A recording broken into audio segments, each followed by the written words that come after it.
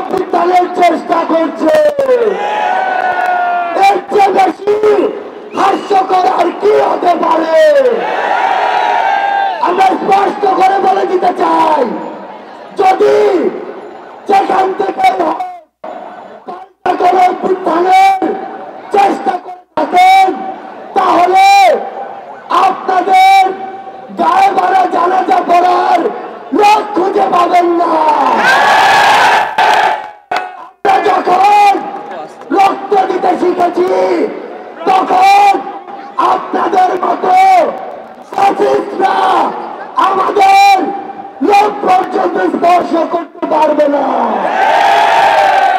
আমরা বলে দিচ্ছি, লক্ষ মানুষের সমাগম দেখেছেন, এরপরে যদি আমাদের দিকে চোখ তুলে তাকানোর সাহস করেন, কোটি মানুষের সমাগমে পিষে ফেলব।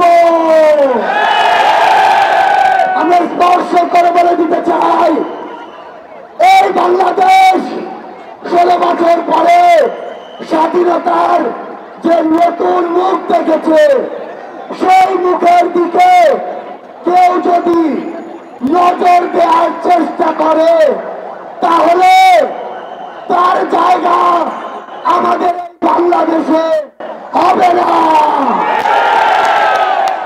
আমরা একটু কথা আপনাদের স্পষ্ট করে বলে দেই, ওই যে শয়তানরা, ওই যে কুচক্রীরা, তাদের যারা দোষর, তারা কিন্তু একদিনের অভ্যুত্থানে দেশ ছেড়েছে।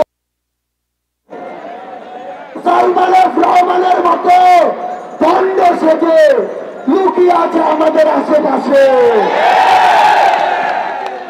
এদেরকে প্রতিহত করতে হবে। যেই নৌকার মাঝি এরা সাজুক না কেন, নৌকা সহ ডুবিয়ে দিতে হবে। আপনাদেরকে স্পষ্ট করে বলি, আমরা আমাদের একটি ধাপ মাত্র পার হয়েছি। যতদিন পর্যন্ত জনতার দ্বারা নির্বাচিত জনগণের সরকারের হাতে ক্ষমতা না যায়, ততদিন পর্যন্ত রাজপথে 10 মিনিটের ঘোষণায় নামার জন্য প্রস্তুত থাকতে হবে। যেই গর্ত দিয়ে ওই ফ্যাসিস্টের দোসররা বের হওয়ার চেষ্টা করবে, দুইটা কাজ করতে হবে। সেই গর্তে তাদেরকে ঢুকিয়ে দিতে হবে।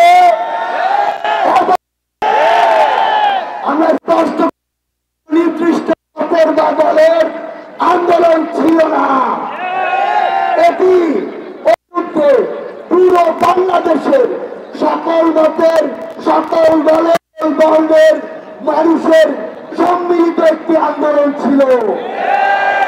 সে জায়গা থেকে সামনে কোন বাধার আশঙ্কা আমরা দেখি, তাহলে ওই 5ই আগস্টের মতো জনতার সাথে তাদের সংকটে যে কোনো সংগ্রামে আবার দেখা হবে।